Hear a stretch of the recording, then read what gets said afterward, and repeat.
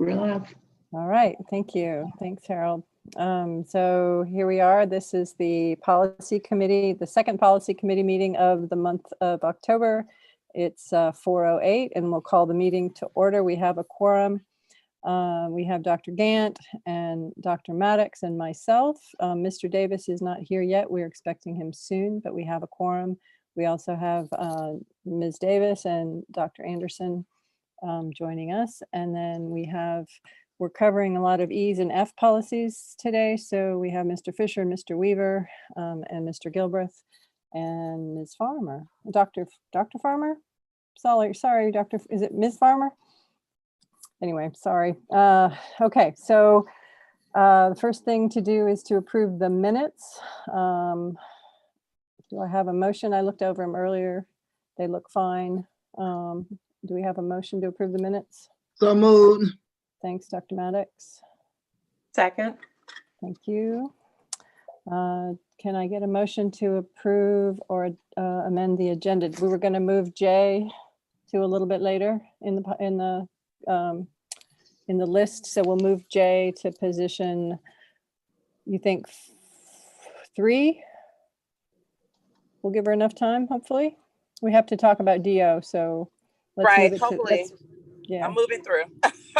Okay, we'll move JB new business 1 to new business 3, and then hopefully Dr. Watley will be on board at that point. So can I have a motion to approve or amend the agenda as described? Motion to move the agenda. Second. The agenda. All in favor? Aye. Aye. And there's Dr. Thomas. Okay. So Dr. Thomas is just in time. If she wants to say anything, it's superintendent report. Dr. Thomas, would you like to make any remarks?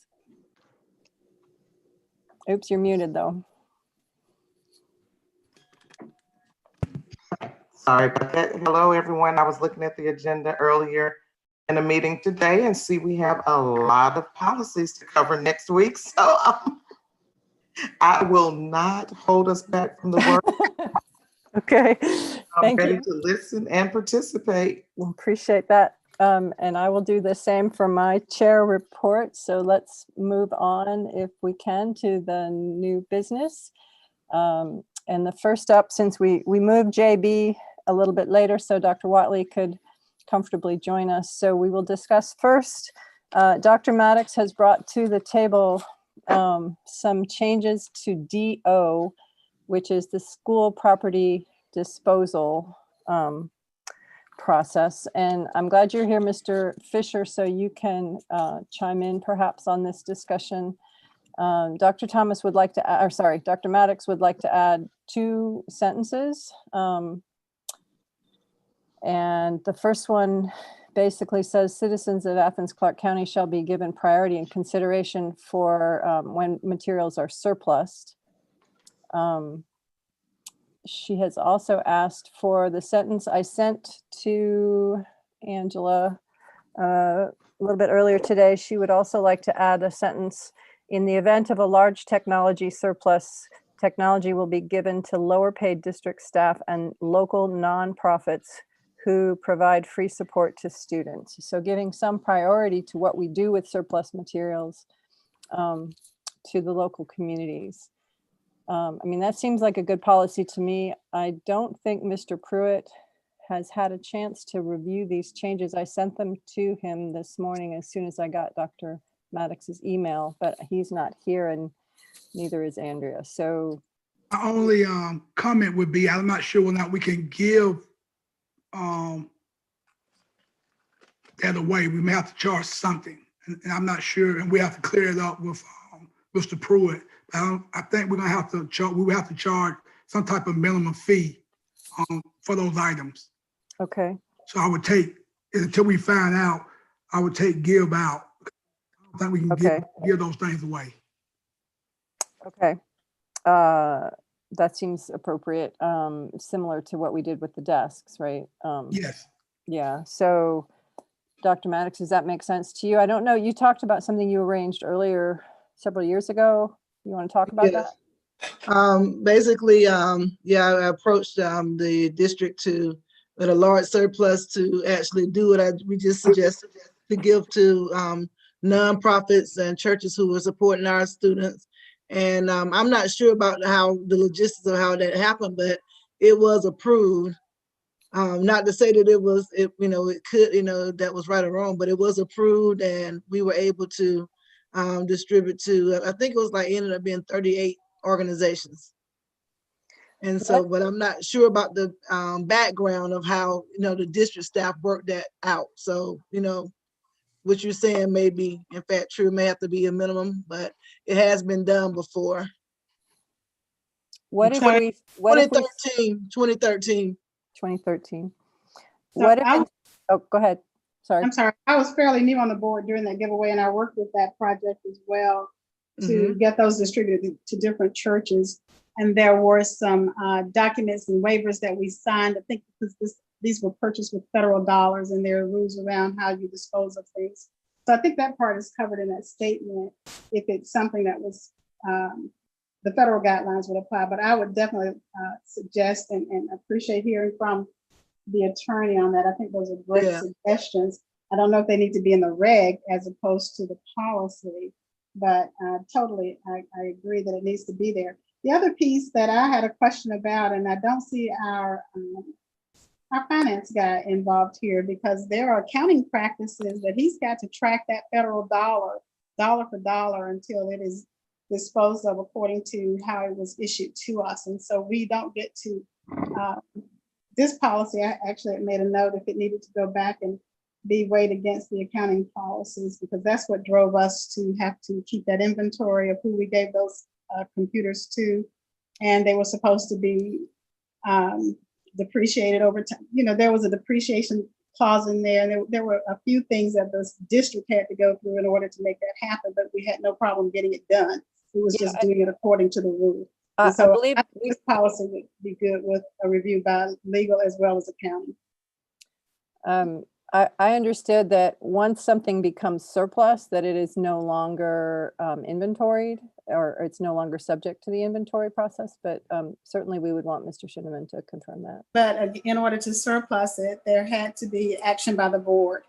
And so what I'm saying is I would like to go through that process of review through accounting as well as the legal, as well as Mike for any other implication there. The other question, Go ahead. I'm sorry, I had some questions about accountability and how do we track that? And so maybe just with those reviews, we would answer that question. So I don't want to set us up now. You guys haven't been here very long. And in the short time I've been here, I know that we have allowed a couple of people to retire when I felt strongly from what I heard about it after the fact that shouldn't have been allowed to happen. We set ourselves up for some opportunities for people to just take advantage. And I think we want to be careful that we protect ourselves and our employees from that misgiving. Yeah, I'm fine with with Mr. Fisher said in the beginning, just like if going back and making sure that we're good with doing that. I'm fine if we want to table this and let that research be done and we bring it back. I'm fine with that. So I heard you say you're willing to table it, Dr. Maddox. Yeah, I move that we table this until the district staff, the accountability part, and Mr. Fisher questions have been answered, and we revisit it next month. And that'll give people time to go ahead and submit any other questions before we come to the meeting, so we can kind of exhaust those. So I have no problem with that. Okay. Thank you, Mr. Dr. Fisher, Maddox. you're going to reach out to Mr. Attorney Pruitt. Yes, ma'am. Sure will. Yeah. Okay. And I think that the term is postpone, not table, right? Because we want to revisit. Postpone. Okay. All right. Thank you, Dr. Maddox. Let's move quickly to BH, which is very simple and it is basically required before Cognia shows up again, which is to remove two words that we put back in. We removed and then put them back in, and then we need to remove them again. The two words from BH, which are contrary to law. I strongly recommend we just move this one to the board and get it done. If I can get a motion, please. I'm so moved. I'm sorry, Dr. Gant, sorry. Oh, no, you go, I second that we move it to the board. Okay, all in favor? Aye. Okay. Dr. Watley, are you able to help us with JB? I am. The traffic is moving now from this tree, but I'm still here. I have it in my head. I can do that. I can multitask. And Dr. Okay. Maddox is on the line, so we worked on this. So I'm Okay. ready. Okay. Yeah. So there seems to be two different sets of revisions. One is to add the sentences at the bottom with regards to the COVID and virtual attendance. But there were some other major deletions. Can you describe or tell us why a lot of those paragraphs were deleted and simplified so much? Well, from what we found is some of it was a little bit redundant and saying the same thing. I don't have it right in front of me. I'm so sorry, guys. I got stuck in this traffic. But when we kind of read through it and talked through it as a team, we found that it was saying the same thing. It was just saying it in a different way. So we decided to just simplify it, make it straight to the point, and hopefully it was clear enough. Is there something you guys would like for us to add back in there? Well, so I had a couple questions. One was truancy got dropped from 6 days to 5 days. Is that the new policy that you are a truant if you miss 5 days instead of 6? Absolutely. And I ran that through with also my director of social work.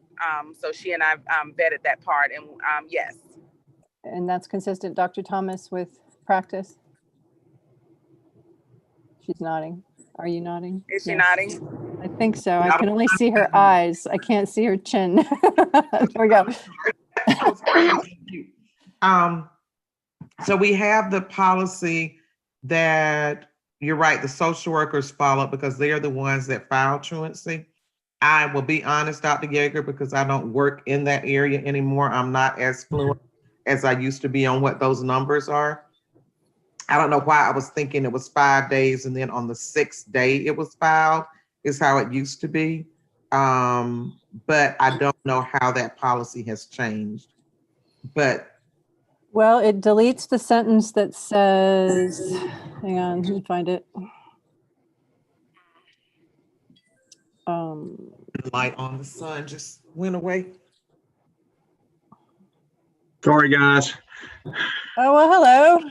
Hey, I had it in my mind 4:30. Other conflict canceled. I'm sorry. Okay, well, thank you for coming. We've tabled DO because we needed your help, and we also are going to request Mr. Schoeneman's input. So we tabled DO. We've passed BH with its few words removed, and now we're working on JB. All right. So in the first paragraph, the sentence, the state of Georgia considers a student truant if they have 6 or more unexcused absences, that's been struck. And then further down somewhere, it says the state of Georgia considers any child subject to compulsory attendance as truant when they accumulate more than 5 days of unexcused absences during a school calendar year. So we've replaced 6 with 5 with this change. So I just want to make sure that it's correct. Okay. That's correct. Okay. The other question I had, and I should shut up and let other people ask too, but it seems like you've deleted any opportunity or any stated requirement that teachers provide an opportunity to make up work. Was that intentional? Well, and that's something that maybe we can talk about that as a policy committee. Does that need to go in the policy or the protocol, or either both? Right now, Crystal and I, the director of social work, we're working on a protocol on how to do that. But if that language needs to go in the policy, I'm absolutely fine with that. Because what we tossed around was, one, students being able to make up work because if they do not have access to a computer or their Wi-Fi is not stable or they don't have Wi-Fi, they shouldn't be penalized for those things. Attendance is separate from the coursework in terms of course completion. But if we want to put that language in there, I'm okay with that, but that will also be duplicated as well in the protocol. And by Does that make protocol, sense? by protocol, you mean reg? There's in the reg? No, just when we're talking about protocol, just in terms of like a standard operating procedure on how to do X, Y, and Z, just giving teachers more explicit guidance on what to do instead of including all of that step 1, step 2, step 3 of how to do it in the policy. Now, if that needs to be included in that, that's fine, but we were kind of talking about it as a group in terms of keeping it separate. So I guess my only input on that would be, I do agree with the standard operating procedure. You are more outlining the actual work and how it's done. But in terms of allowing kids to make up, sometimes it's helpful to have that in policy so that there is no discrepancy Right. between what's allowed and what's not allowed. So, I guess it's two things. So one is that we do this, we do this, we do this, but that policy would say explicitly that the student is allowed, because absent that, and I don't know, Mike, I would lean on you for this, but absent that, we don't have a lot of teeth when because we always want to believe that everyone in education works for the best. But I am also a parent, and you don't always see that. And so, right. To remove any opportunity for personal grudges. Go ahead, Mike. I'm sorry. Dr. Wiley can explain better than that, but so this is sort of one piece of a bigger picture. There's a child attendance protocol committee that involves representatives from other community agencies as well as the school district. And that committee is charged with, and there's a much bigger document that committee has that may be what Dr. Whitley's referring to, as the protocols. And it's a lot more detailed than what we have in our policy manual. Absolutely. But go ahead. Okay. No, I'm sorry. Maybe, and I'm just thinking, maybe what we can do is include a statement in there, and then just, I don't know how we would put that in there, just to defer to the actual, committee for the protocol. I understand what Dr. Thomas is saying, because I think if it's in policy, we can kind of hold people to it a little bit tighter. So, but what were you about to say? Well, so I was going to say, in the policy that we have in front of us, the final paragraph before the list of excuses, there's a paragraph that starts, students who are absent from school shall be provided opportunities to make up missed schoolwork by their teachers. It is the responsibility of the teacher to provide students and their parent guardian with written procedures for make-up work. These procedures shall take into consideration the varying difficulty and time required for completion of the work. And then there's something about I hear make-up opportunities that I don't know what that is, so I'm okay not having that. But the first 3 sentences of that paragraph seem like they would do the trick. Okay. Okay. Like, we don't have to create anything new. It was in there. We just have to let it back in, right? Is that right? Let it. Yeah, that's fine. Or something like that. I mean, I'm open to. Dr. Thomas, what do you? I think that's fine. Angela, do you see which sentence I'm talking about? Yeah, you've got it. Okay. Okay, which one is it again? Okay, thank you, Angela. It's near the bottom. She's just fixed it, I think.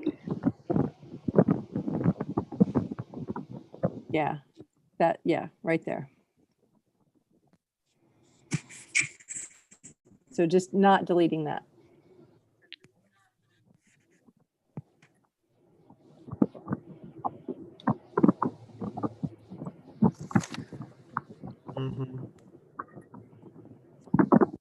Yes, that makes sense.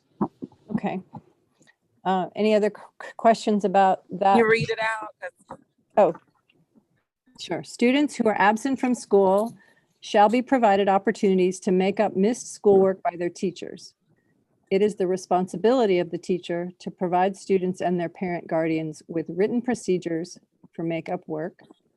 These procedures shall take into consideration the varying difficulty and time required for completion of the work. That's great. I like that.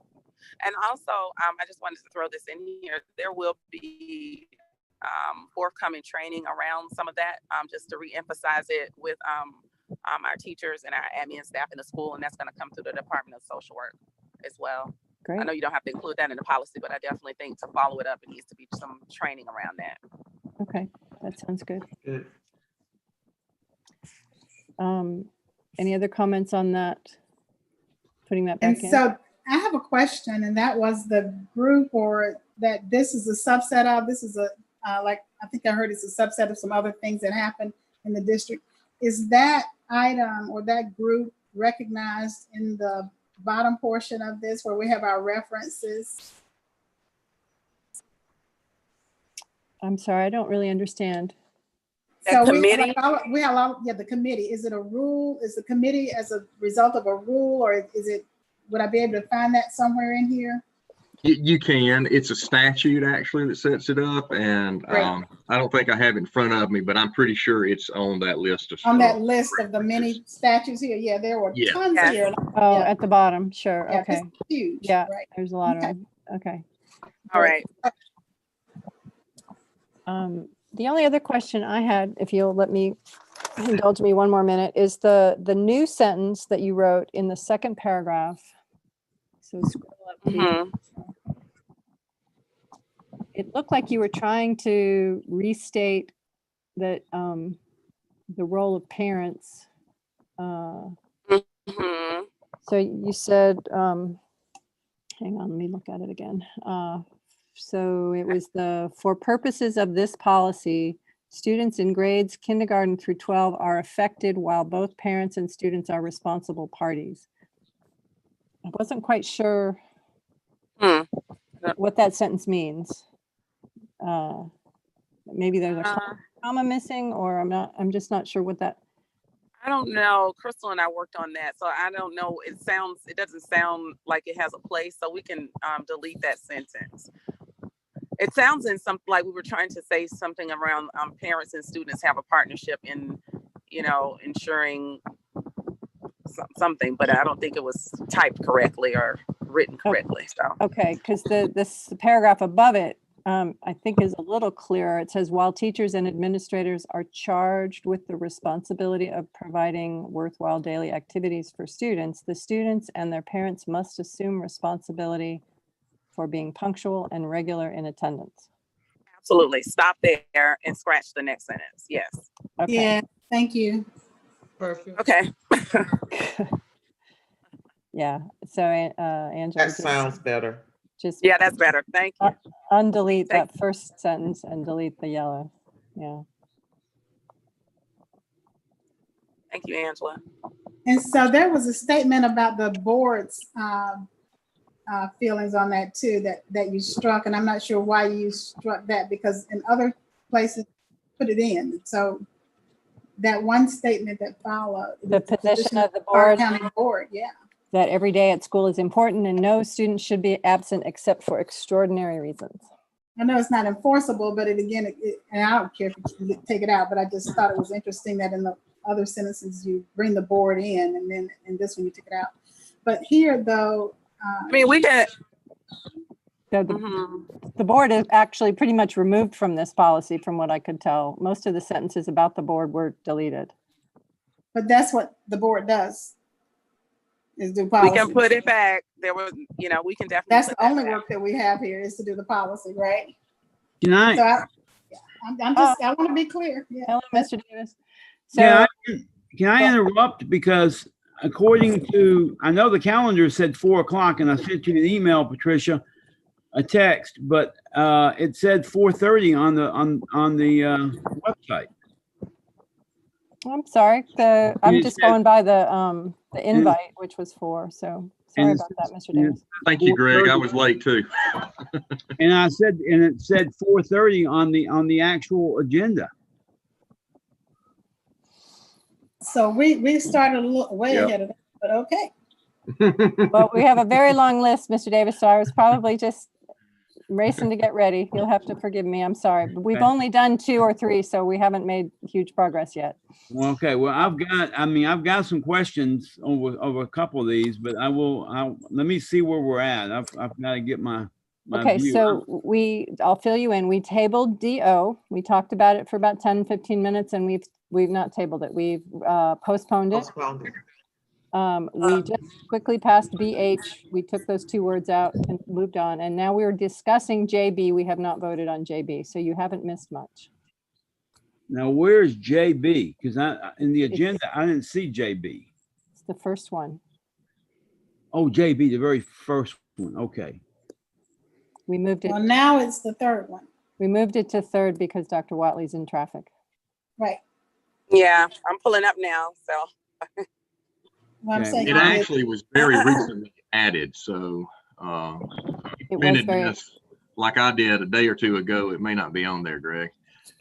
Okay, I'm just concerned about us starting, when we've told the public 30. okay, well, we'll try not to do that again. Okay, Mr. Davis, I'm very sorry. So I would like to keep us moving, though. We have a very long list to get through. If we could keep moving, please. Did you have some questions about JB? It was the first on the list. It's true that it was added a week ago when Dr. Watley presented it to us, and I understood it was pretty urgent because of the COVID and having to have a policy for COVID. My only question about JB is was how do we, and maybe this is written somewhere else, but it's always been my understanding if you're in school, if you're in school till at lunch, then you're present for the entire day. Is that no longer accurate? That goes back a long time. But I mean, how do we count attendance now? Or is that even supposed to be in this, in JB? It says school attendance, but So how do we do students present, partial days? well, for COVID, it's that they're present for the synchronous instruction, or they've made contact with the teacher during the day, which is important for the kids that don't have good internet. Or they've handed in their assignments that day, which, I mean, so these are really important pieces of the policy that we need to get through before school starts. So that's why we're rushing through this. In terms of what happens when we're in person,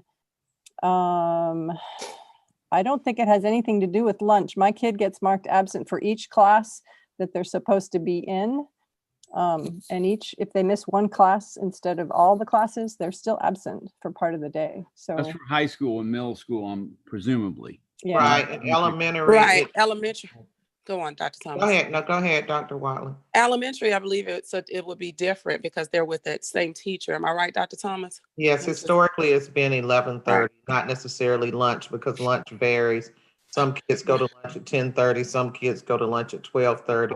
So it's the majority of the school day, and it had been 11:30. And I'm not sure if that's in policy. Find out if we have a time elsewhere in policy, but that's what it had been historically. Okay. And this policy did have it stated that if a student misses more than 15 minutes of class time, they're counted absent for that period in middle and high school. It's part of it's a few paragraphs up, Angela. Okay. Yeah, I was mainly worrying about elementary school. And Did so they have a cutoff time, Mr. Harris, for elementary? There is no cutoff time listed in this policy. No, it just has the middle and high school 15-minute rule. Okay, Dr. Watley, can you make a note to look into that, please? Absolutely. Thank you. And may I make a comment? I'm living with this with my nephew in a different county. I'm having to tutor him for this. But Virtual Academy, Georgia Virtual, I don't even see how they can do and track attendance because they don't have, the kids are, as long as we're going to be, if our virtual learners are going to be assigned to a teacher who sets up some protocol and keeps contact with our kids, I can see where we would be able to enforce this policy. But just building his schedule off of his asynchronous learning, there is no way to track attendance because he's working 8, 9 o'clock at night because that's when I can tutor him if necessary. And so this isn't happening in the Georgia virtual environment as I understand it. So I'm very concerned about our virtual attendance thing here, especially when we're in the asynchronous mode. If they complete that assignment on that day, is that what we mean, that they are there, or are they required to check in every day? I think it says attendance. It says task completion within 24 hours. Yeah, The so majority okay. of our instruction is synchronous. Okay, even for your virtual. Well, Well, we're all Well, now, so you guys are living that world. So, all right, no worries. Yes, we're virtual, but we're not Georgia Virtual Academy. So Right. we're virtual, but it's with their home teacher, and the kids are expected to log on at a particular time and be in class as if they were in the classroom. Okay. And there's a flexibility in that is what I'm asking. And I think that's something that we talked about, and maybe we can bring it up here. You know, students who are asynchronous for various reasons, and this is what we're running into to some degree. Students who don't have computers. A huge part of virtual learning is reliant upon an adult managing that process. And so Right. for some of our parents, particularly for the younger ones, they are not able to access it during the day. However, if they can turn that work in during the week, are we saying they're present? Now, in my mind, I don't want to penalize a child because their parent has to work. Right. Or because they don't have a computer or they don't have internet. So, because that's I'm not totally there. Yeah, I know. Yeah, it's almost like penalizing them for not having lunch money. Well, they don't work. So, I mean, so I'm just trying to put that out there. Teachers have to be a little bit flexible in those types of situations. I'm fine with that. I just don't want us to put a policy out here that penalizes the kids for situations out of their control. Absolutely. Yeah, I'm getting the anxiety that I get from people that give me feedback is a very difficult time to manage multiple children in this environment. So yeah, I want us to not set a policy that would cause us to bring harm to the students. And I guess my only feedback would be that, and Mike would probably caution against this, but having policy, but then also having compassion. And so you have to be able to have both, yet for new in material and instruction. So this is where it was very different than when we went out in the spring and we were just reviewing old content, but now students are receiving new content, new standards, new material. So for the vast majority of our students, we need the expectation for all students is that they be able to log on. Now we recognize that there are going to be circumstances where, due to parents working, due to internet access, that won't happen, but that we would hope would be the exception and not the norm, because that is where the students are learning new material. Dr. Thomas, has the Department of Education issued any guidance on counting virtual attendance for the FTE count days? I mean, I assume that's where the state's concerned about it. Right, we did just have to turn in FTE count. Last week I signed off with the state. So there still is an expectation of attendance. But I have not seen like a specific protocol, Mike, of how to calculate that. Well, yeah, I was just. Oh, I'm sorry, Mike. I was going to give one more comment. I was just looking on the 1130 thing. So that comes from the Department of Education student attendance guidance that I don't think they've updated since 2011, but it says that to be considered in attendance, a student must be present for at least 1/2 of the school day, excluding the lunch period. That's what I thought. Okay. Yeah. Thank you, Mike. Yes, ma'am.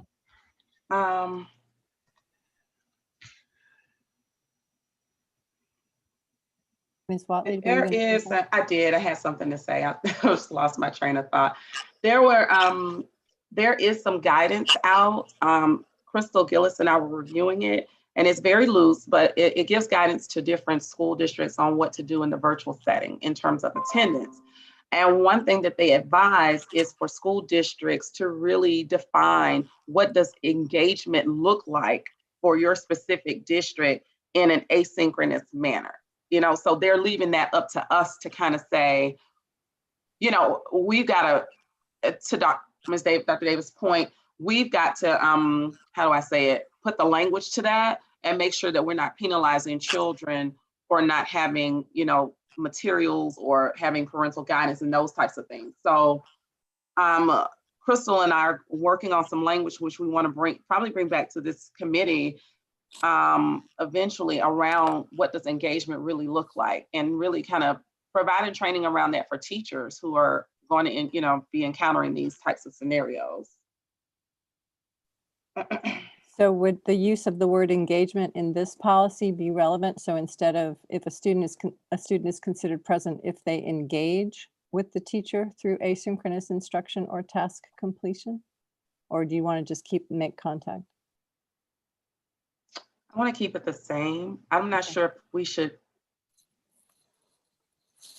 And this is where I guess my brain splits off differently. Like, I'm like, this is the policy. Now we can get into giving the details, like in terms of what engagement looks like in a protocol type of way. Does that make sense, Dr. Yeager? Yeah, so you just want contact. You don't need engagement. You just want contact in the policy. Absolutely. Yeah. Yes. Okay. Any other questions about this part? Greg, are you okay with it? You said you came in having some questions with JB. No, my only thing was, I mean, I understand the big rush to do it, but if we're going to visit this policy every 5 years, I do want clarity in terms of what makes up a school day. But we don't have, we can do it. I mean, be consistent to go ahead and pass it in the way that we're talking about and from this committee. And then Dr. Watley can add language that maybe clarifies, in a regulation. Yeah, in a regulation or in the policy. But I just feel like that people are not going to check state law to see if my kid was appropriately counted absent because I picked him up at 10:30. Right. So do we need that? Would you prefer we add that sentence that Mr. Pruitt just said? Students must be present for at least half of the school day, excluding lunch? I think it should be in there because this is on student attendance. Now we can wordsmith it later. I don't, But and so again, that statement applies to synchronous learning only, right? Or I'm asking the question. Correct. 'Cause synchronously, I don't know that we could require that. I'm curious as to how. No, I'm talking about brick and mortar. All right, good, thank you.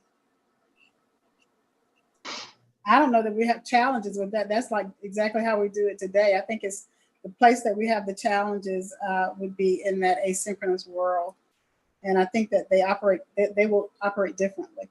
But I think if we're enforcing it, I think it should be in policy.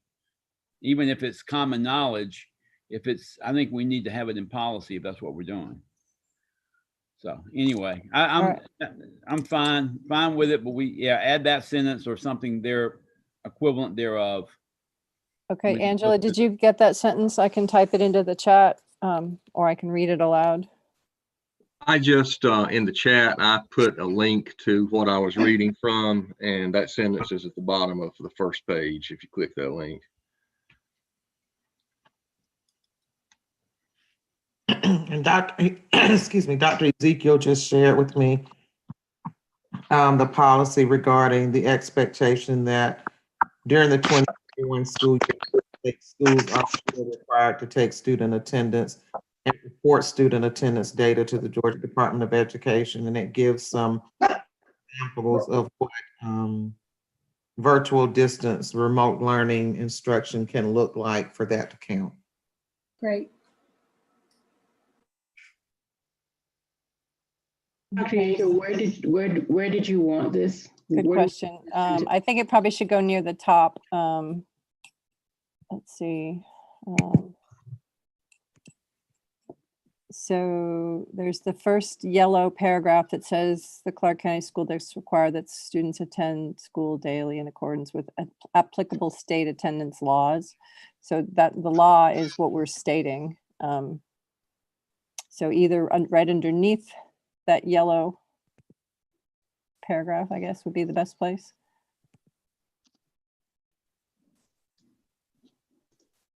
This is just an aside. Mike, do you know if there's anything around truancy anymore? Are there laws around truancy that are being enforced to your knowledge?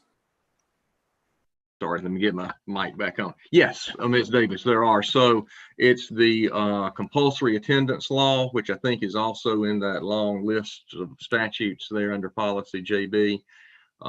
So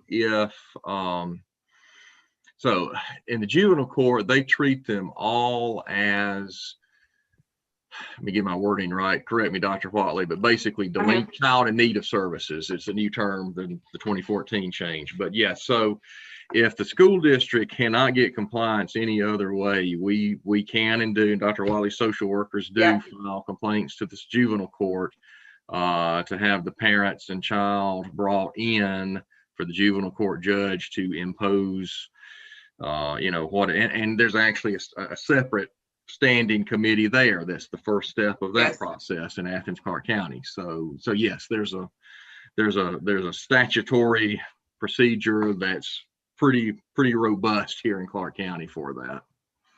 Yeah. And so when I read the softer language in this, the changes in this policy, I get that. But when I read it before, it literally read as if this is indeed, because there is state law that requires us to do these things, and then there are also operational concerns and financial concerns tied into this.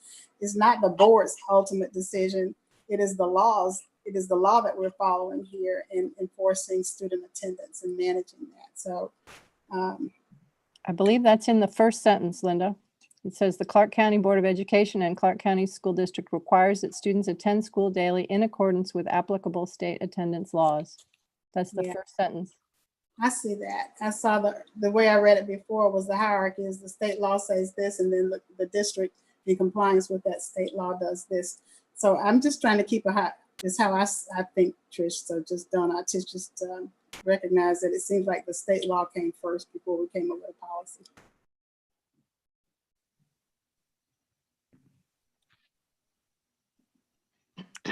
Other comments, Dr. Thomas?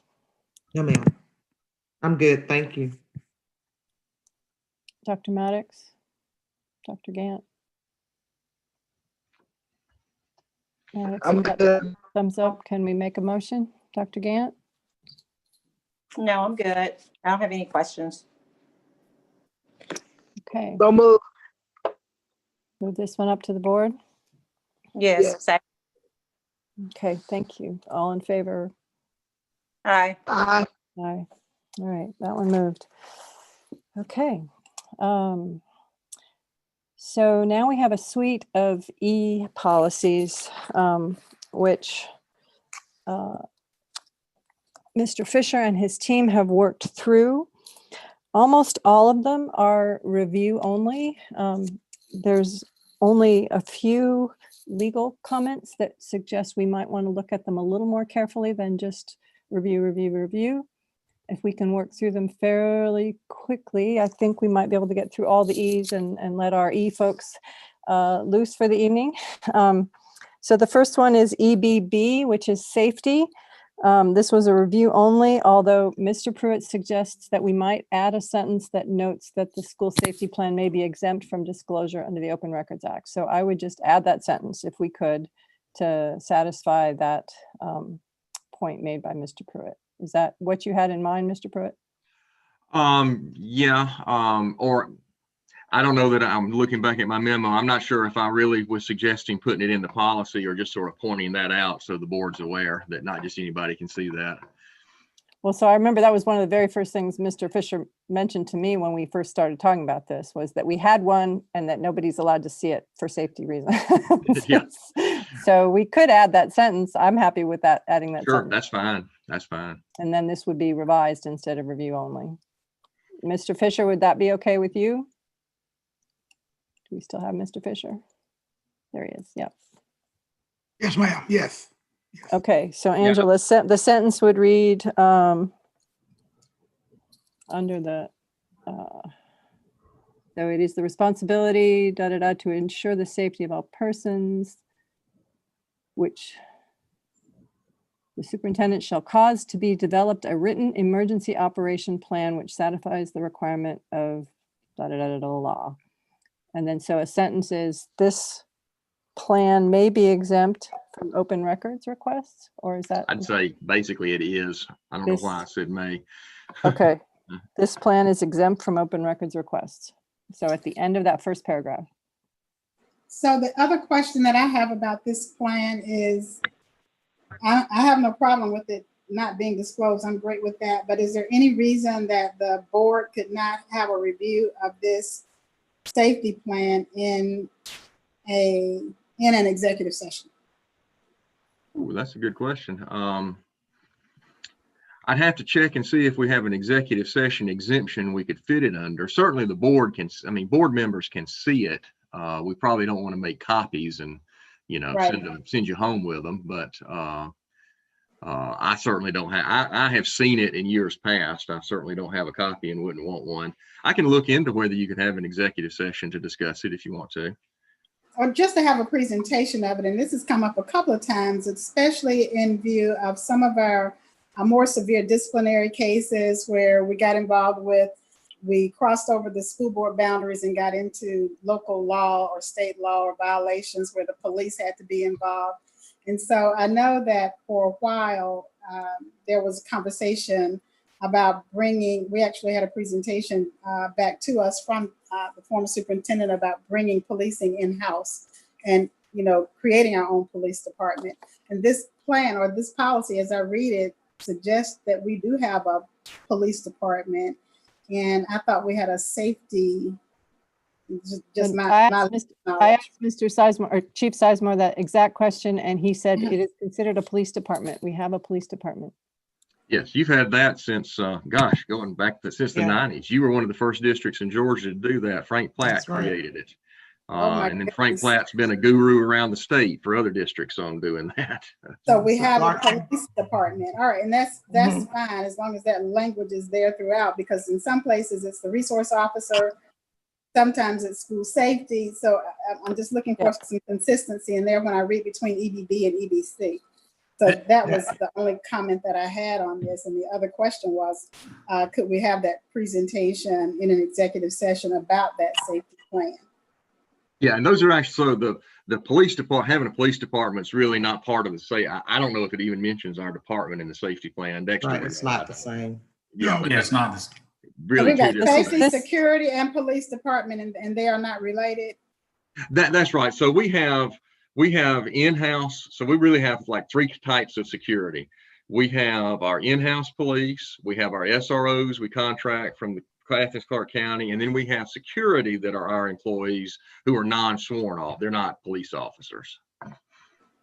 But the safety plan is something that's really, I guess, different from all of that. There's a statute that requires everybody to have a safety plan. And that's, you know, everything from a terrorist attack to a gas leak to whatever, you know. Right. That's what you, I'm sorry. no, go ahead, Ms. Davis.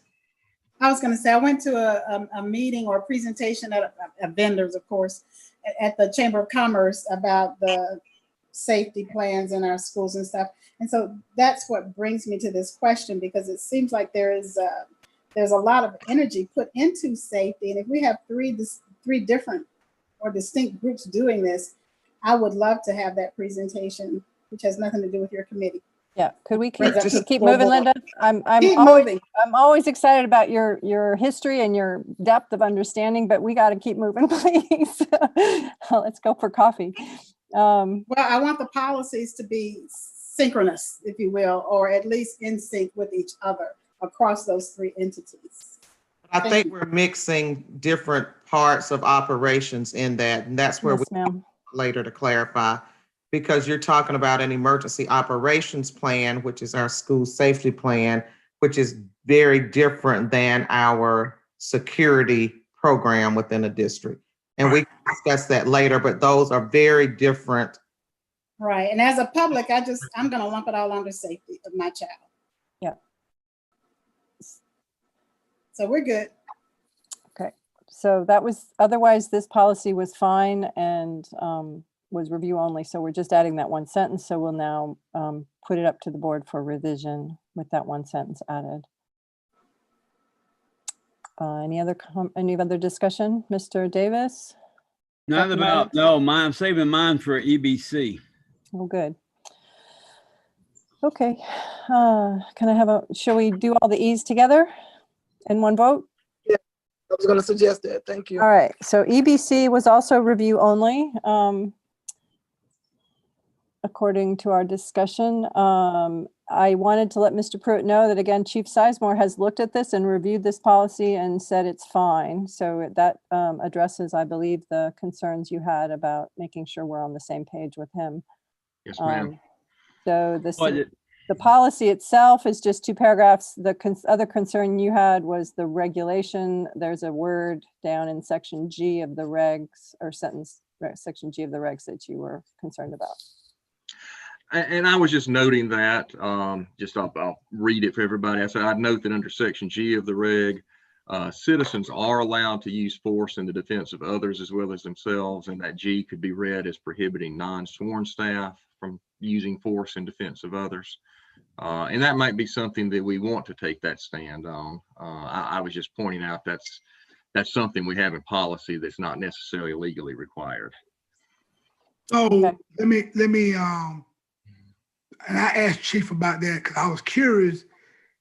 You know, Mr. Pruitt, I guess on the books in the state of Georgia, they got this citizen arrest, where citizens can arrest people. So I asked him, how does that apply to our schools?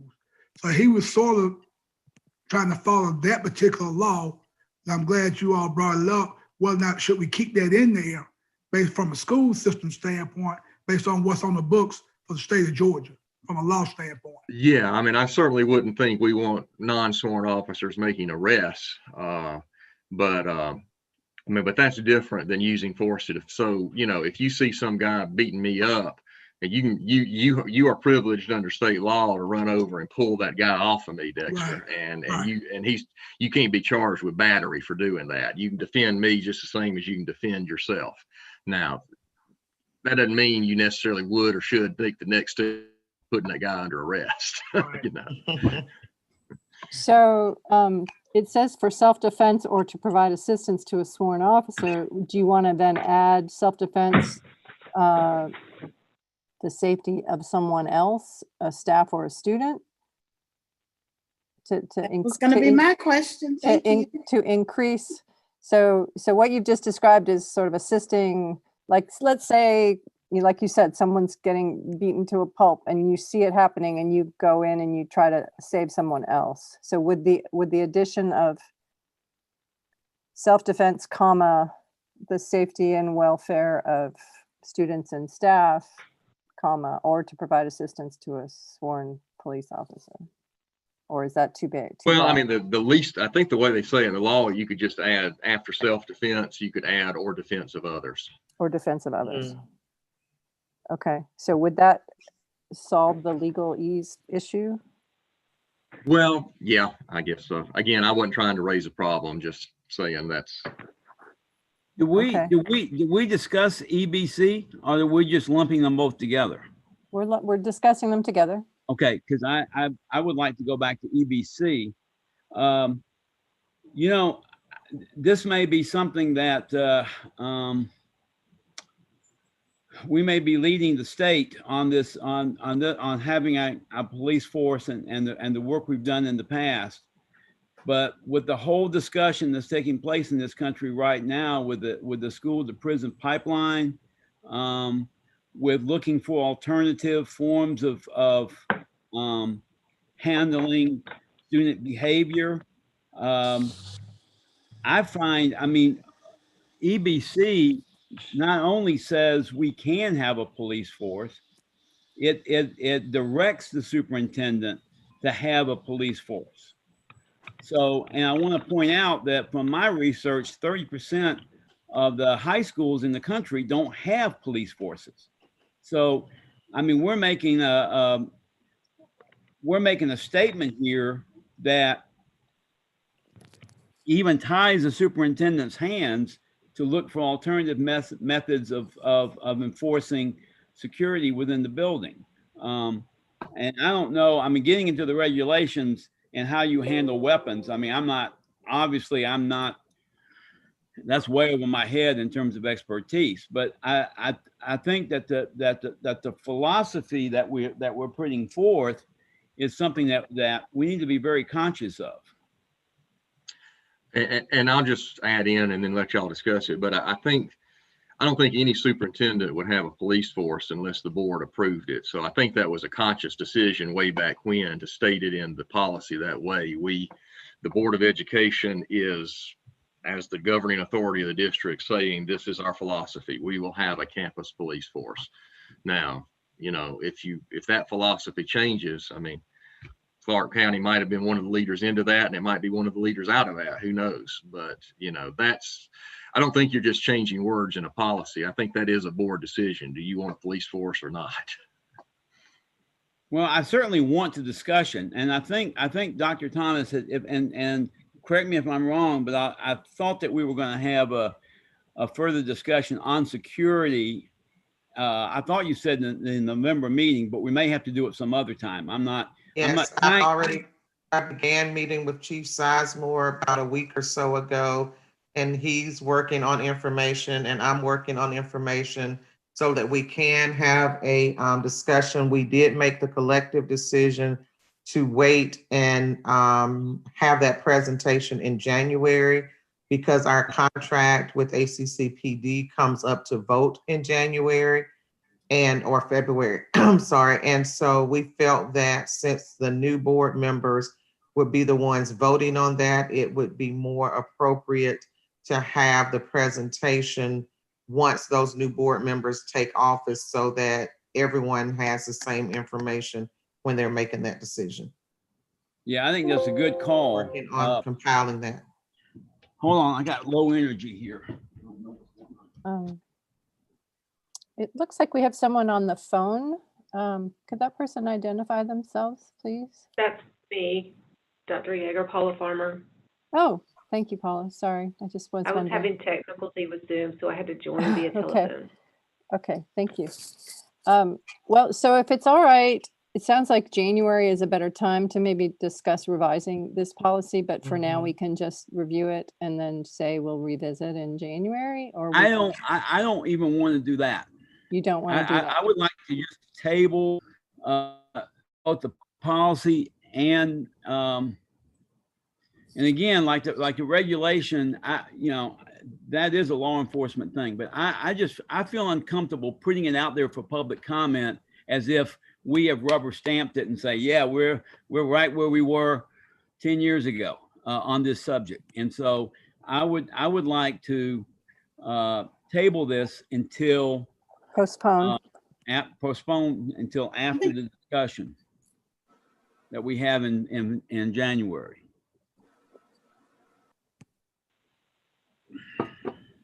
Okay, I have said all along that if something requires a great deal of thought and contemplation, that we should set it aside because we're trying in this process to just get through the easy ones. So I'm totally fine with that if that's the feeling of the board, that you don't want to actually just rubber stamp this one and move it forward.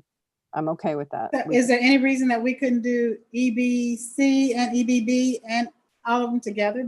Well, yeah, those two together, because I think they are somewhat related, even though they're separately handled. So Linda, I think you're misunderstanding what the safety plan is. It's the emergency plan that's for like what the school does. It does nothing to do with the like policing per se. I think, is that not right? That's correct. Yes, that's correct. It's what do we do in an emergency?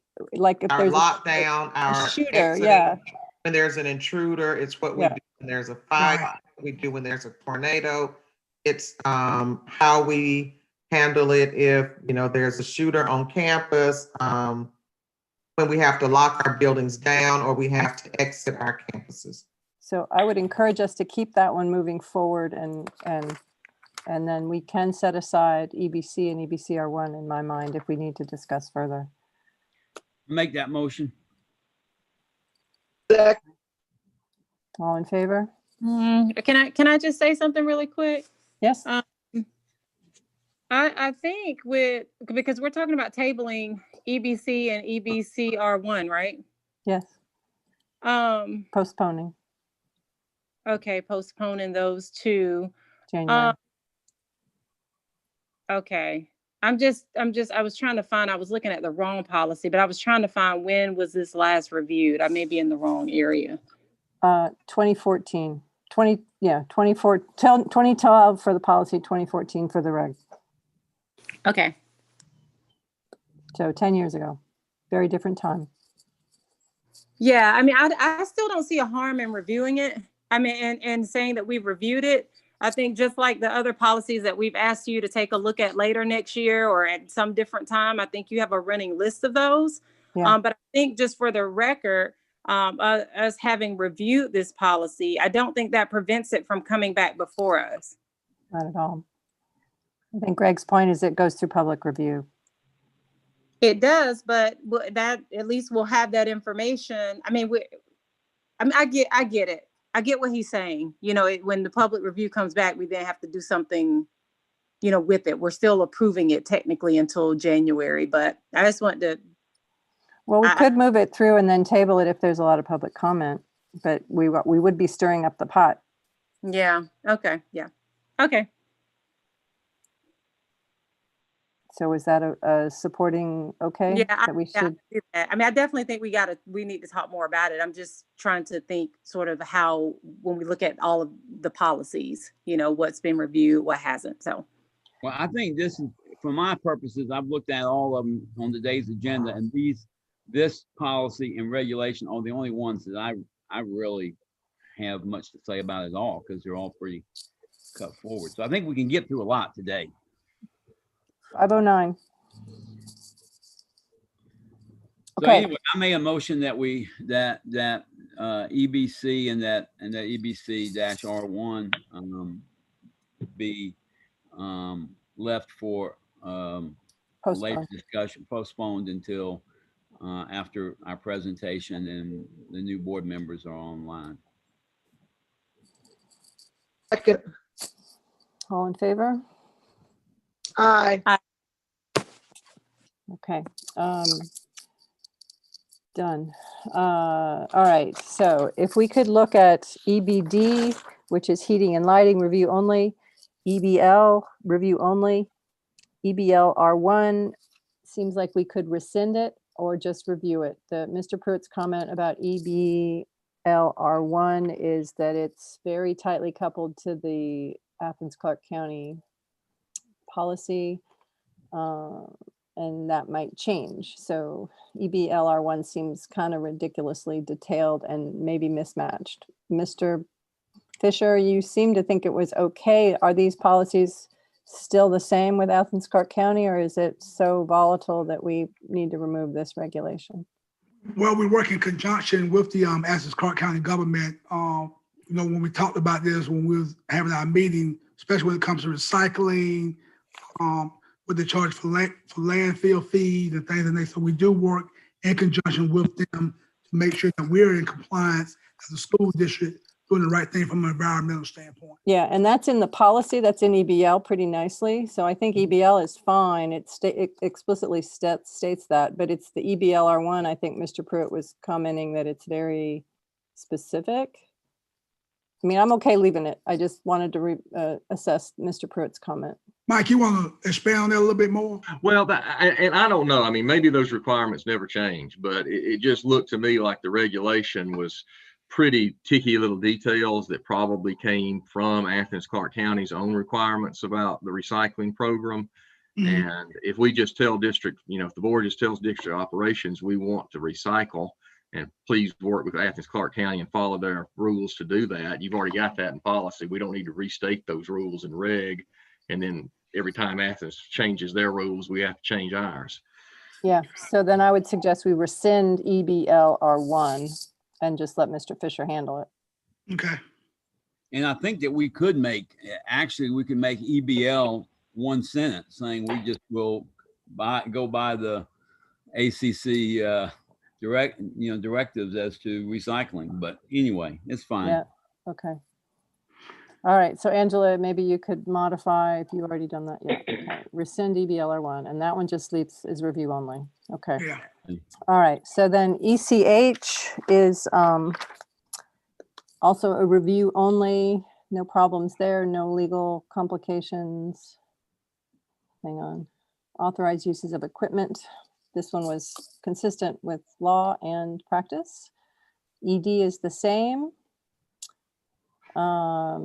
EDR1.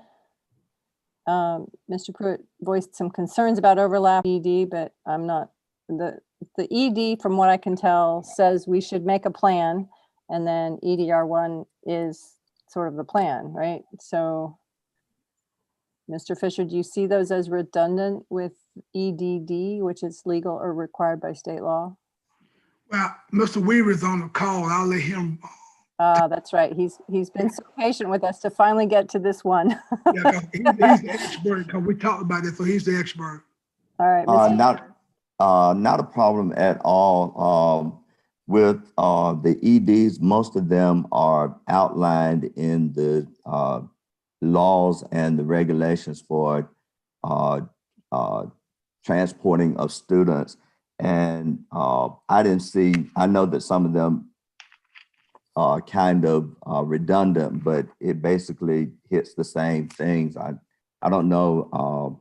I just need to understand why there was a question about it or whatever.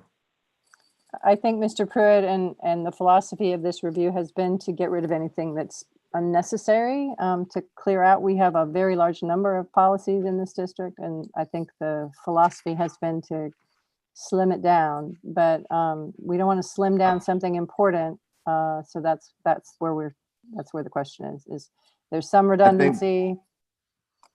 Go I ahead. think with the EDDAR1 was just special use of school buses, just making sure that we are using the school buses for school bus purposes, because in the past it has been, used for elderly transport and those kinds of things. We wanted to make sure that the school buses was used basically for school purposes, but the law allows for us to transport other entities. Yeah, I don't think that was the problem. It was ED, the 1D, ED, and EDR1.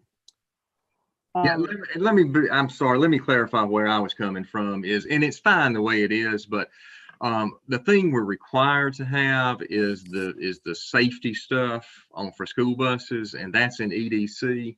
And we have a little bit of that safety stuff, I think, repeated in ED and EDR1, and that's okay. But I guess I was just pointing out that, if somebody's looking for the state law required bus safety policy, they're going to look at EDC.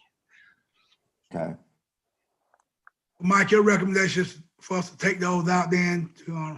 Well, I mean, I think you've got a lot of stuff in ED and EDR1 that aren't related to safety that are still good. I mean, it's probably stuff that you need so that people know what the rules are.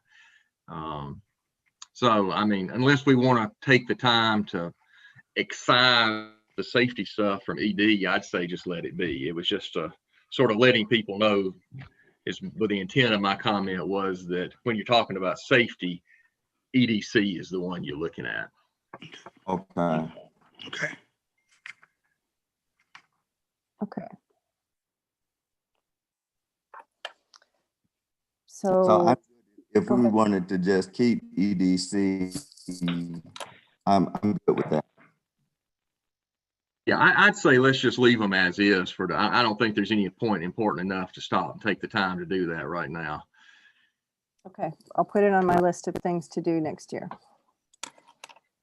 Okay, so that would be ED, review only, EDR1, review only, EDAA, review only, EDC, review only, EDD, review only, EDDR1, review only, EDDA, review only, and EDDAR1, review only.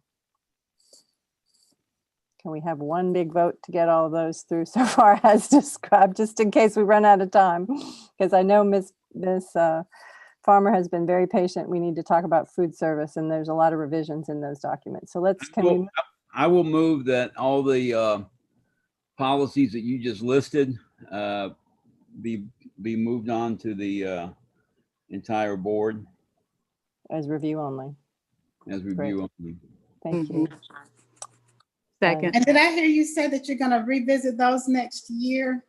I'm happy to suggest that either someone on Mr. Fisher's team and someone on the board, or consider merging some of those safety policies into one safety policy and figuring out what else is in the other policies that might be valuable. I would like to ask that in that review in the future that we consider if there are any equity implications in our transportation policies. Okay, sure. Thank you. I do want to point out that there is one equity issue that is in the policy that I appreciated on transportation, and that is, we will pick up children who are outside of a mile unless they are located in an area where they do not have safe access to the school. So And I was happy to defer those conversations until next year. right, but that is in the policy already, Linda. I just wanted to assure you. And I also noticed the state law is 1 mile, and the state law is 1.5 miles, and we're doing 1 mile. So we are actually doing more than the state required. And also more than you're getting QBE funding for, although they're only funding about 1/8 of your transportation costs. Yeah, that's a mile and a half. So. Right. Okay, so we have a motion to move up all of those up to number 18 to the full board. Can we get a second? Second. And all in favor? Aye. Aye. Aye. All right.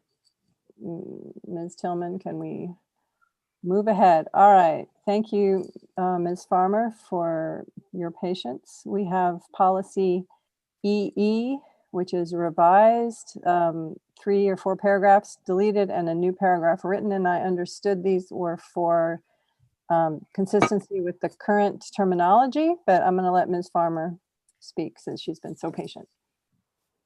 Good afternoon, everyone. There weren't really any changes to policy EE as far as content. It's just more succinct, less verbose. The only revision really was taking out the language of free and reduced meals.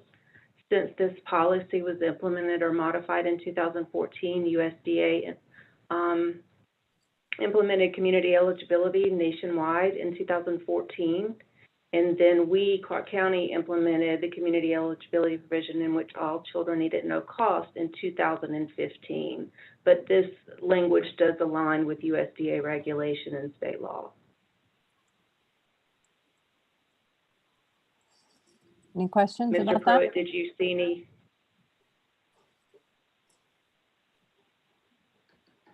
You're muted, Mike. I'm proud of myself because I guessed that it was that community eligibility program that was the reason for the change. So I got that right. You're good, thanks. Yep. So any other questions or concerns about this one? And if not, we'll move to the reg, where she's made some pretty significant changes as well. And we can vote I on just had that. a quick question before we go to the reg. I think it is, from my note, I can't tell. So the original language seemed more flexible to me. So in our COVID environment where we're having the high schoolers not have breakfast and lunch at the schools, how do we do this? How are we in compliance with our policy here? Or is there a statement in here that I didn't glean from reading this that lets me know that this has the flexibility to morph with our synchronous versus asynchronous learning environment? Do we still have that requirement in an asynchronous environment, and how does that affect the funding of this program? I guess would be a question. Those are the questions that I have. Yes, ma'am, I think I can address those. It does not interfere with our current virtual and in-person learning. Basically, the purpose of the policy is just to state that the Clark County School District will have a breakfast program and a lunch program in all schools, and that holds true no matter how our children are learning.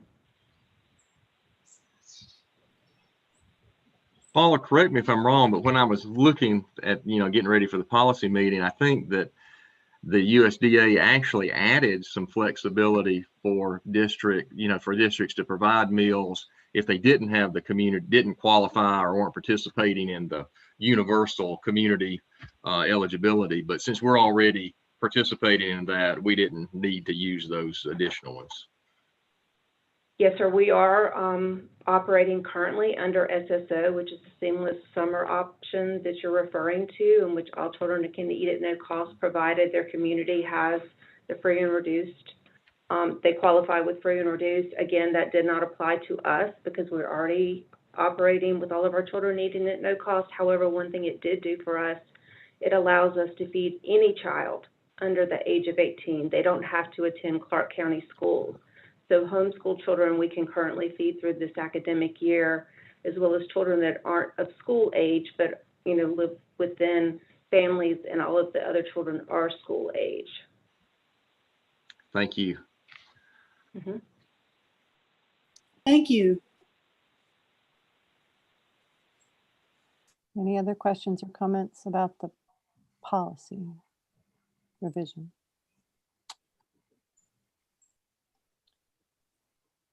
Okay, hearing none, let's move to the reg, which is called food service management, and there's quite a bit of edits in this one. Ms. Palmer, would you like to summarize, please?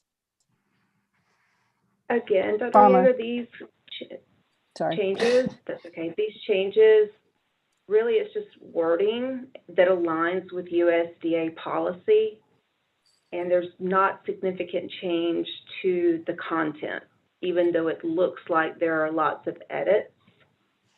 Changing food components to meal components aligns with USDA language, just being specific instead of a cup, specifying it truly is 1 cup. And let's see, other changes. And then again, the addition of the community eligibility component. So free and reduced price meals was removed. But granted, there isn't a possibility that Clark County won't always qualify for community eligibility provisions. So I included language that if that were the case, that we would follow the Georgia Department of Education School Nutrition Division's free and reduced policy. And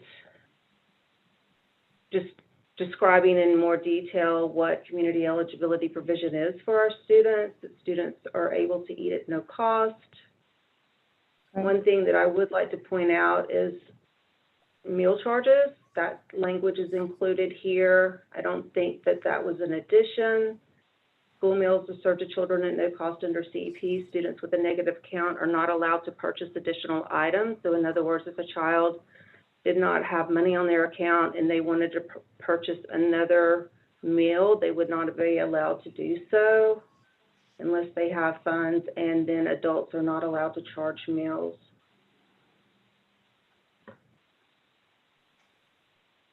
Okay. Does anyone have any questions? How would a student have a negative balance if meals aren't charged? That would be students that have, older students that had meal charges prior to the implementation of CEP.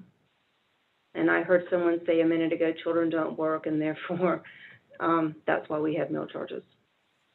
They're still in the system from prior to the implementation of CEP. They follow the child all the way until they graduate. Oh, So okay. is there any, that's a board item. I'd love to have a more discussion on that outside of this policy committee. That's a finance committee, I guess, yeah. Yeah, so there are children that were young before 2015 who have a debit of some sort on an account, and that has been retained even though we are now on CEP. They're not, yes, it's still in our system, in our point of sale system. The students are not liable for those charges at this point. Do they have to confront those charges every time they come through the system? Oh, no, ma'am. Oh, thank you. So this sentence that says That's why students, we have those charges, because children don't work. Right. students with a But negative that's, account balance are not allowed to purchase a la carte or extra items on his or her account. That has implications. Like, you can only get this. You can't go pick chocolate milk today. Well, they get the full meal, but some students want to purchase additional items beyond the full meal that's provided for free. Is that correct, Ms. Farmer? yes, ma'am. So, my child could say that she's getting the pizza and fries and an apple, but she wants to buy an additional slice of pizza. So what they receive free is the one full meal count. But if a student wants to purchase additional items beyond that full meal count, then those items are paid for. Is that correct? Yes, and then they would have to have those funds available on their account to purchase additional items. I see. If they have a negative, they can't purchase additional items. But if they have a negative, they probably wouldn't have the funds, because if they put funds on, it would first clear out that negative and then go to a available balance to make additional purchases. Okay. You are correct, and I will also add that this is not an issue. This Right. has not been an issue for the last 5 years. Okay, and so at graduation, when they have to settle up all fees with the district, are these fees added up into any costs that they have? No, ma'am. Okay. It just falls off once they graduate. Yes, ma'am. Okay. Thank you so much. No, thank you. Any other questions for Ms. Farmer? I make a motion that we move EE and EE-R1 to the full board for As their, revised. as revised. Okay, so a second, Second. all in favor? Aye. Aye. Great. Okay. Well, so thank you for all the folks who came for the e-policies. It's 5:29. If we could just get through the Fs, I would be thrilled. Most of them are review only.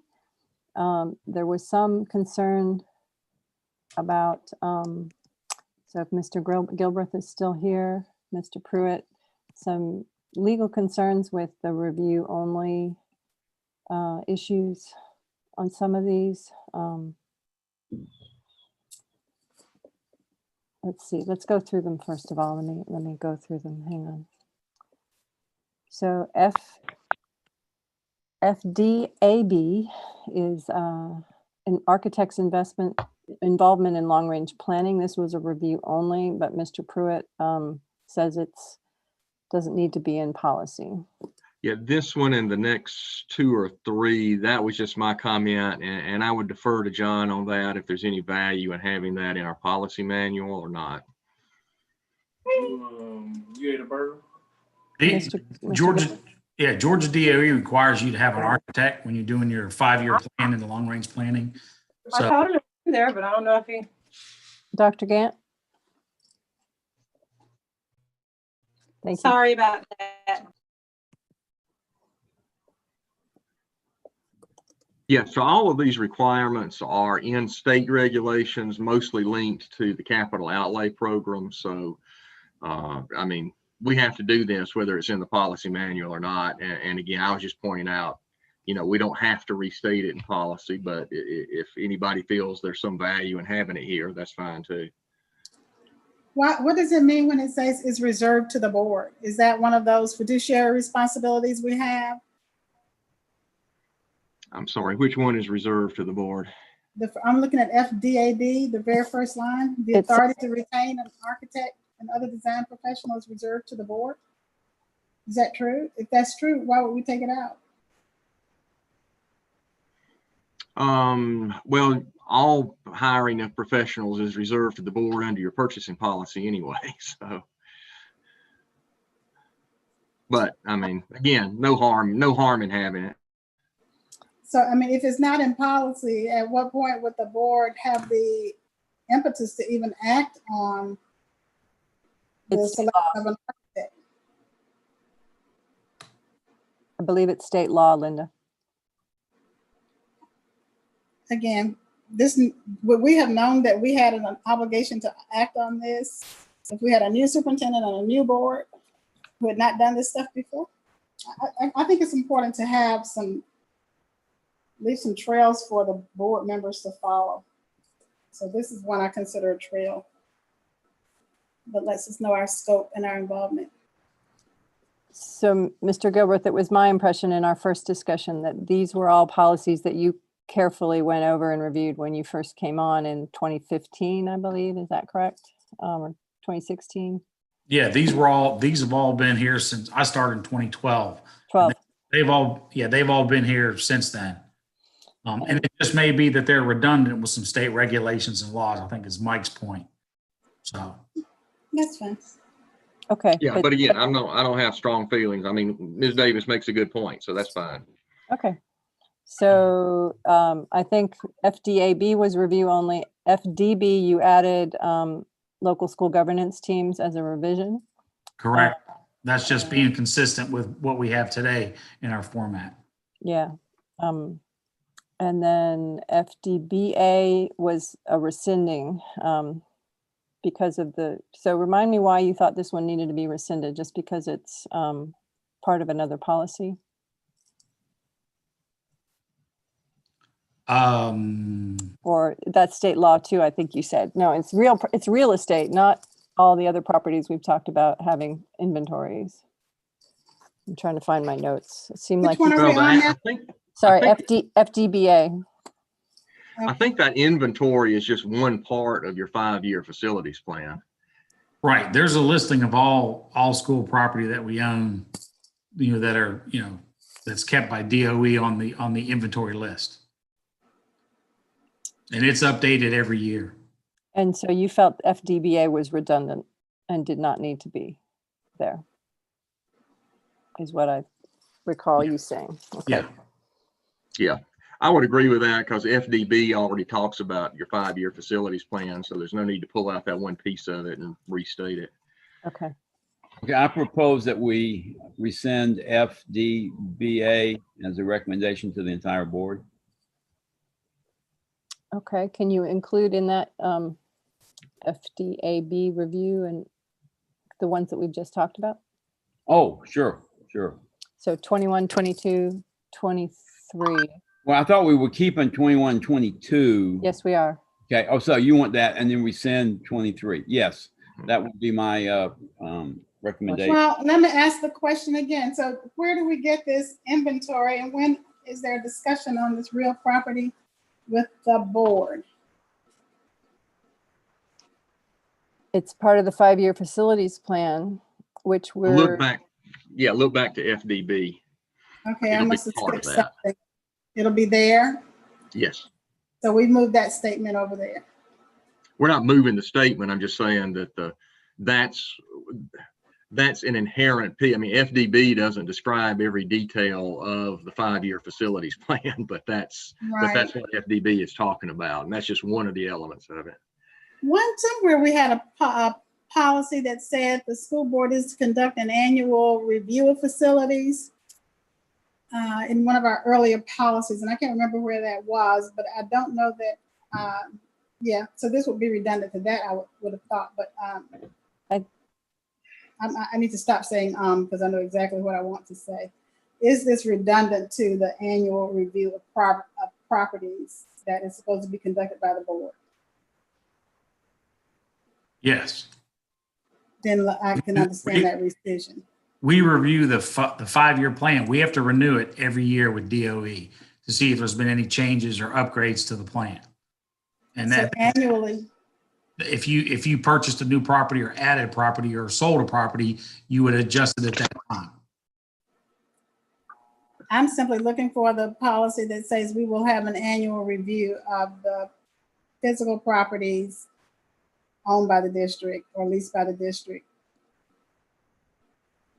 Is that somewhere not a part of the 5-year plan because it's an annual requirement that I thought I saw in one of our earlier other policies? Are you speaking about inventory of equipment and supplies and things? You're talking about real estate. Real estate. Well, so this is the first, I think, real estate. Well, I can go back to the D policies and see if there was a real estate policy there. I thought most of the real estate was in F, but I might be wrong. I'd just like to So Linda, are you asking for us not to rescind this policy? Is that what you're asking? Not until we can, yeah, that would be great. Let's not rescind it until we know for sure.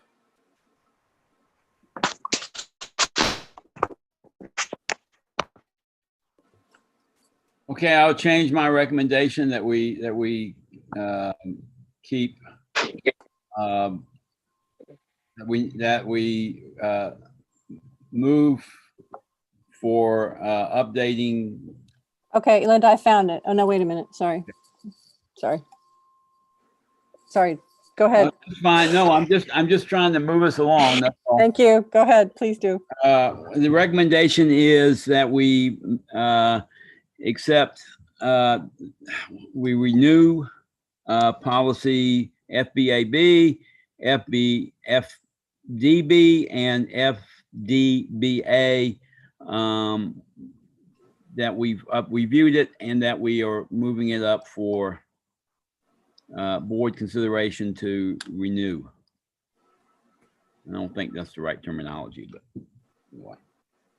You're just moving it forward to the full board. Right, move. There you go, Linda. Let's do it. Well, you're moving it forward with a recommendation of review on 21 and 23 and a slight revision on FDB as contained in your packet. Right. Sounds good. Second. All in favor? Aye. Aye. And if in the meantime, between now and the work session, we can decide to rescind at the board meeting. Absolutely. And I'll look as well. All right. I should have wrote that. Moving forward. Oops, I just lost my.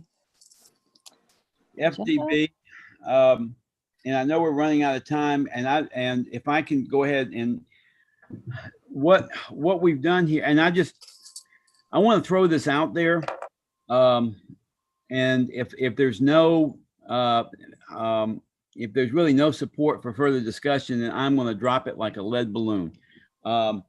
In terms of the naming of facilities, I strongly supported naming our new board meeting room on Prince Avenue for Vernon Payne. I thought that was a tremendous action on our part. Saying that and recognizing that I have 4 communities, I'm 70 years old and I have 4 communities that I have roots in. So some people have been here for 70 years and that's all they know is Athens. And so they have very deep-seated feelings about this. I'm just raising the question if, is it typical of governmental agencies to name buildings after folks who are still alive? That's a question that I've got. It's deep in this policy that yes, in Clark County School District, we do have that ability to name facilities after whether it's people are living or passed on.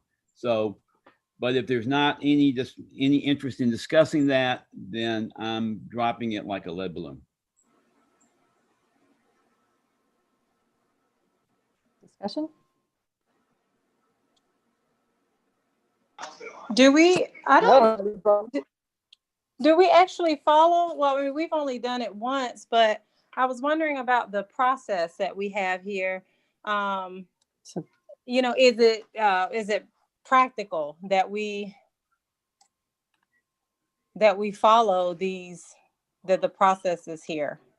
Well, that's what Mr. Pruitt's point was, which is that we didn't follow it this time. We waived it. Right. So maybe we want to consider.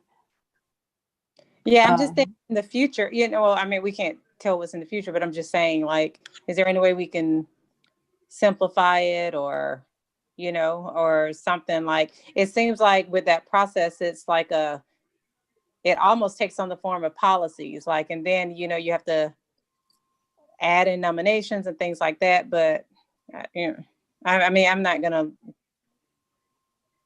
I mean, you can do edit to this, but I'm saying.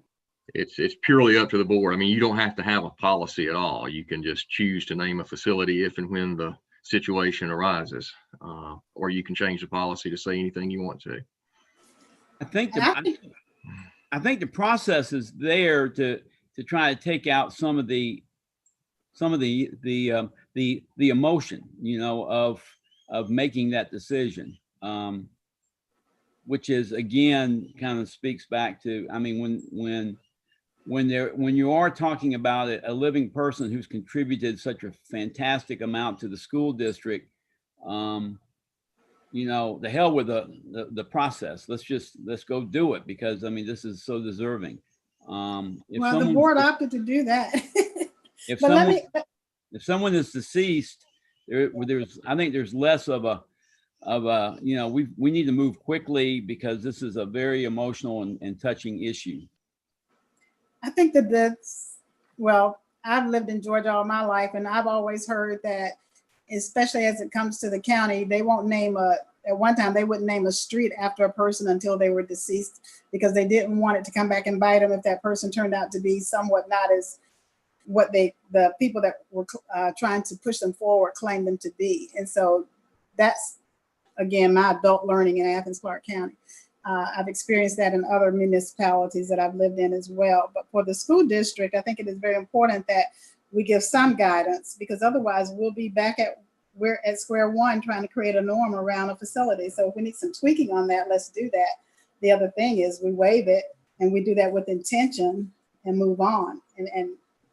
But again, I think it's important to have something in writing to provide guidance for our thought processes around what we're doing.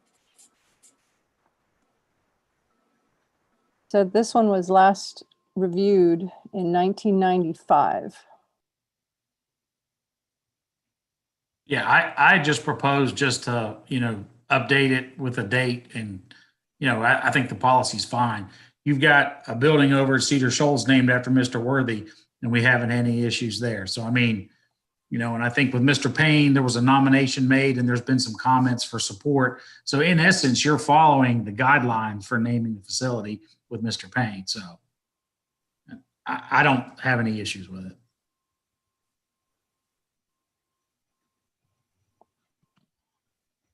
So I'm hearing mixed things. Mr. Davis, you said you would drop it, but it sounds like people are interested in talking about it. So I don't think I'm talking about a reversal of what we've apparently historically done, because we have proposed school on the east side that we're naming, that it hadn't been built, would have been named for a living person. So apparently in this community, this has been the accepted practice. And I think we have, you know, Stroud Elementary, same thing. I think this is just a practice of the community. And so I'm certainly not going to, as a resident of 12 years, I'm certainly not going to, I just issued a concern I have philosophically, but I'm dropping it. All right. So FE and FER1 review only for now. Please. Even though we didn't change it, we certainly did consult it when HB Stroud was named. Dr. Yeager's asking for a motion. Actually, I meant FDC and FDCR1 review only. Okay. So moved. Is there a second? Yeah. I will second it for the benefit of the board. Yes. Thank you. All in favor? Aye. Aye. Okay, I would like to set aside for the moment, unless, well, let's see, FE is review only. FER1 is revising just terminology. FED is review only. FEDR1 is review only. FGC is review only. And FH is review only. There were some legal concerns on FEG. I think, Mr. Pruitt, you came a little bit after Mr. Galbraith was explaining to me the AIA form. Mr. Galbraith, could you say those words again about what you said to me? Yeah, I believe policy, it was FGC, which talked about unforeseen conditions and things like that, notification to the school district or the architect if that comes up. We typically use the AIA construction forms, which has those same conditions in it. So it's kind of a belt and suspenders, just as a duplication. And I believe this may have pertained to a project back in 2000 on Cedar Shoals when they ran into some issues. I don't know what contract form they use, so I believe this policy was developed because of some items that came up there that, to deal with it in the future. This is an example of the maxim in the law, hard facts make bad law. So you have some situation and you pass a law for it, and it was really just a unique thing. And so do you think we need to keep, my recommendation was to rescind it because it's better addressed in the AIA. Yeah, that would be if we don't ever use it. The only thing is if we don't ever use the AIA form, which sometimes on the smaller projects, because of the size and everything, we may not. This may not be a bad thing, if we don't have it specifically identified in the contract with the subcontractor. So as long as we're using the AIA forms, we're covered. But it is your recommendation to keep them. Yeah, like I said, it doesn't hurt you, and it just kind of belts and suspenders. Let me ask you, John, does it conflict with the process in the AIA form? No, because AIA specifically talks about unforeseen conditions or unknowns, and that you immediately notify the architect and the owner. So but it goes into more description in the AIA form than on the policy here. Yeah. So, for example, is rock considered an unforeseen condition, or do we just normally have a unit price for rock, however much it is? It might be unforeseen if it goes beyond the allowance. Yeah, unforeseen typically, that's when you hit something, a sinkhole or something you don't know is there. But yeah, typically we'll have allowances for rock excavation and things like that. Yeah, so I'm just looking at number 1 in it. It seems to me that's, we're going to have allowances for rock and soils and those kinds of things. So, right. But anyway, if you're okay with it, that's fine. Yeah, I'm fine. Okay, it's 5:49. If we could get a motion to finish up the Fs as discussed, then we'll adjourn, or I'll ask for a motion to adjourn. We need to get to the next meeting, I'm afraid. I move. Second.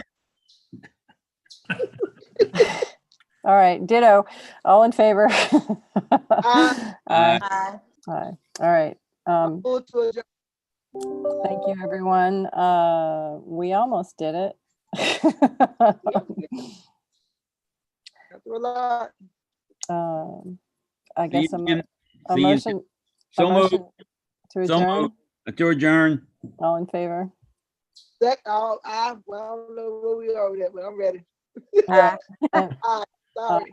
and Dr. Maddox has moved, seconded, and voted, so she's for it. Exactly. That's what I said. I Okay, thought see you in already. 10 minutes.